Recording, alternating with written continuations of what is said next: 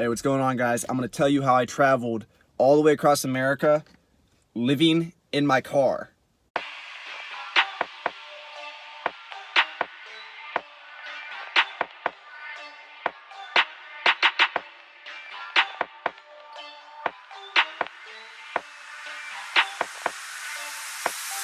Look, grind hard, well done, sir, and welcome to the freaking well show. And party central to my well ones, a night of violated hell codes. Dope sells like the charge do. Alright, so basically I took out the front seat of my car. I put a... Go watch the video. It was to the wrestling wall in my high school. It's this thick, it's a piece of plywood with foam on top of it. I put that down. That's my bed. One day, I think I was in California. I was tired of it. It was really hard to sleep on. Luckily, I was sleeping in a Walmart parking lot. I went inside the Walmart, got memory foam, laid it down, slept like a baby for the rest of the trip.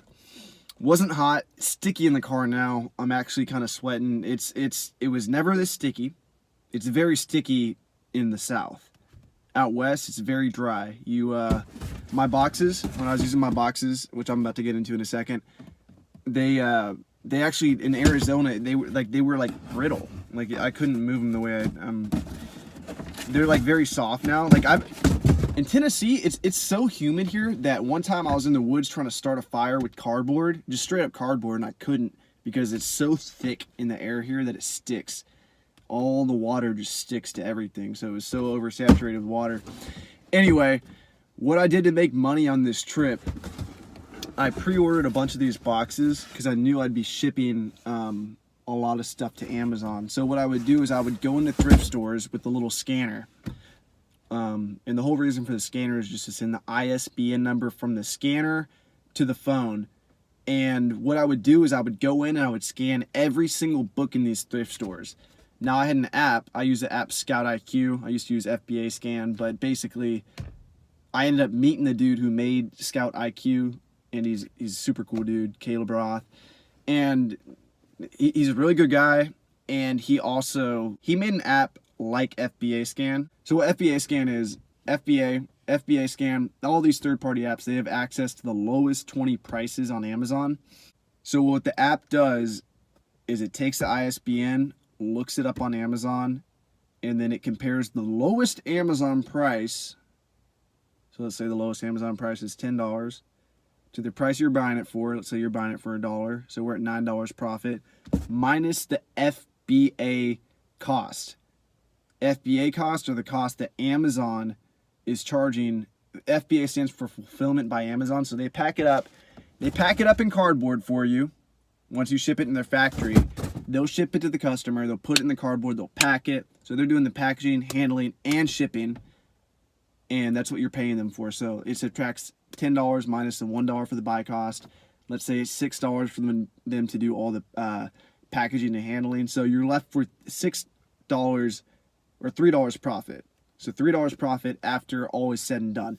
So I would go into every thrift store on my way from Nashville, Tennessee, all the way to Los Angeles. I drove the whole way, stopped at a couple small towns in Oklahoma and Texas, scanned every single book, Arkansas too. I would take the books, load them up in my car. Whenever I got about 2 boxes full, when these are filled with books, they're about 50 pounds worth. So I would fill these up, and I would go to a Starbucks, and I'd sit down in the Starbucks, and I'd open up my laptop. I would use ScanLister. I would upload all of them to Amazon, and then I would make shipment plans for them. And so I would have these 2 boxes filled with books. I'd scan all the books, generally 80 books about. And then I would go to Office Depot or FedEx or somewhere nearby, and I would ship the books out because Amazon gives you prepaid labels. Amazon hooks you up with these really cheap prices. So like when I fulfill a book by eBay, I pay like $5 for shipping, $5 to $8 for shipping. For 50 books that fit in these boxes, Amazon only charges me like $12 because they get deeply discounted prices with FedEx and UPS. So I get both of these shipped to Amazon, 80 books shipped to Amazon for 24 bucks, which is ridiculous. So I'd ship these out to Amazon, and then I'd go fucking do it again. And I did this time and time and time again. So I go into every single thrift store, library sales. I've gotten way smarter about doing it. Like if you're just starting out, library sales are golden. People's houses, estate sales are golden. Thrift stores are really the dirt of the dirt because everybody's already hit that up. It's over too much competition, so you got to go where the competition's not. All right, so ship these out to Amazon. Be living in my car. Hit up all the dope places. I have a lot of friends. I wrestled in college, so I met a lot of people that live in California, Oregon, and I just met people in the way, you know. So going out to New Mexico, I met Rosa. She was nice lady. Let me stay at her house, and I was out salsa dancing actually, and I was teaching her how to salsa dance in New Mexico. This white boy was teaching her how to salsa dance in New Mexico. So, and I worked my way to California, and I mean basically what am I getting at here? What am I getting at? What was it? I already told you how I made the money. Shit. How I plan on traveling the world. Let's move on to that. I plan on traveling the world by doing the same thing, but instead, I sold 28,000 in books last month. 28,000, and I'm still in debt. I spent 20,000 on books, and let's be honest, I spent some of it on the trip. And this next paycheck, I should be straight. I'm only 6,000 in debt now, and I anticipate on selling more and more and more. But as soon as I'm done, as soon as I have that debt paid off, I'm going to move on to what's called private label and actually wholesale. I contact these wholesalers. I've already done this, and I've already got one solid connection. And out of that one solid connection, out of the top 100 selling items, I got 3 items. So I've yet to make a bulk order because it's a very different scenario with wholesale. With these books, I buy one book.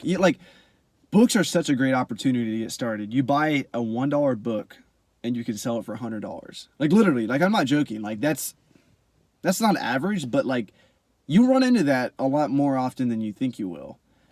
So more common is like a $20 profit book. Like that doesn't even get me really excited anymore. Like I scan a book, oh, $20 profit, boom, throw it in the box.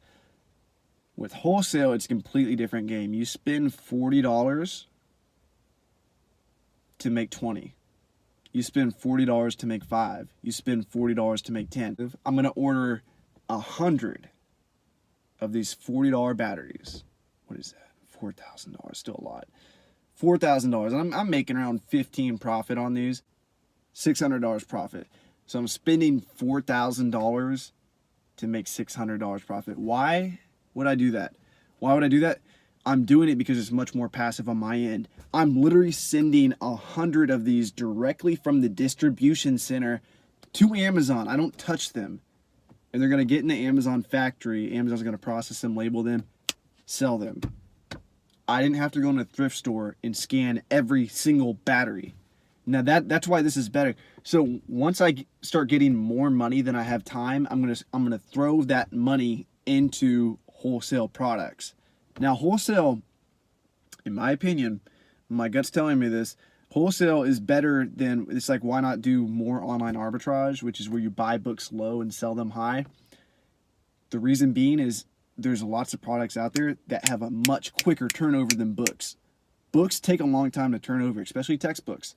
They turn over every 6 months at the prices that I want them to sell at. I want them to sell at a high price, not a low price. Off season, summertime, mid-fall, they're very low. But during fall and spring semester, September, January, very high prices. I want them to sell then. But the thing is with these batteries is they sell very quickly. The profit margins are low, the ROI is low, but the turnover is high, and that's what I'm going for at this point. So once I have several thousand to spare, and I'm out scanning books, I'm not gonna let that money be sitting there not working for me. I'm gonna put that money to work by shipping in $4,000 worth of these batteries to Amazon. Now I'm getting paid for that. So that money's now working for me. in a way. I had to click a couple buttons, and I had to make sure the pricing is right, and I had to do the research for the product. But other than that, it's much more passive than going out and scanning books or finding someone to scan books for me, and then finding someone to list the books, and then finding someone, like, you know, it's much more hands-off, and that's what I'm going more towards. After that, my plan is to private label. So what I'm going to do is I'm going to create a brand revolving around outdoor equipment, because I have a lot of experience outdoors. I know what outdoorsman likes. I know what outdoorsmen want. All right, I've done travel the world outdoors. All right, so I'm gonna create a brand revolving around, really kind of revolving around hygiene, outdoor hygiene, like showers. And I'm not scared to talk about this because I don't think anyone really has the ideas that I have. So it's not really like, if someone's watching this video, they're not really a threat to me, because my ideas for making this product are going to be much different. My ideas for branding this, my ideas for marketing this, my experience living in a car, knowing exactly what you want out of these things is much different. Now, I'm not saying living in your car is living outdoors, but I do a lot of outdoor stuff. But living in your car is pretty damn rustic. So there's certain things that I have a feel for. So I'm not really afraid of someone coming in and swiping this one from me, because it's gonna be a long game. You know, maybe even after Amazon disappears, and that's something you got to think about. What if Amazon, boom, is gone? I'll still have my brand. My brand will still last, and maybe someday I'll have a brick and mortar store. But in the midst of all this, I do plan on traveling the whole world. I do want to push more towards online arbitrage versus physical arbitrage, being there scanning the books. And I'm doing this by delegating my processes to other people, getting other people to scan for me, getting libraries to scan for me, getting colleges to scan books for me. And then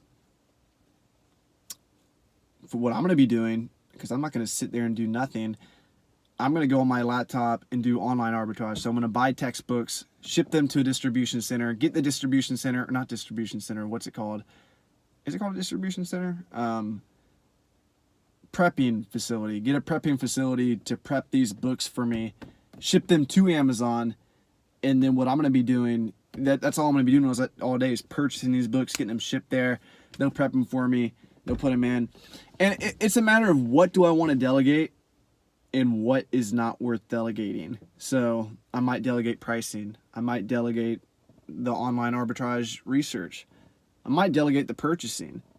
I'm going to be delegating some things, but it's what is worth delegating and what is not worth delegating. So I'm leaning towards, I don't know, I really want to go to the UK. If I'm going to be honest about this, I really want to go to the UK, but it would be very cheap to go to Asia. So I'm also keeping that in mind. But I'm definitely going to be doing a lot of traveling soon, and my goal is 2 countries next year. And when I travel somewhere, I don't like to dip in and dip out. I like to experience the whole vibe, you know, live somewhere for a couple months. That is my plan for the future. And if you guys got questions, like, comment, subscribe, unsubscribe below. Let me know what you want to see. Peace out.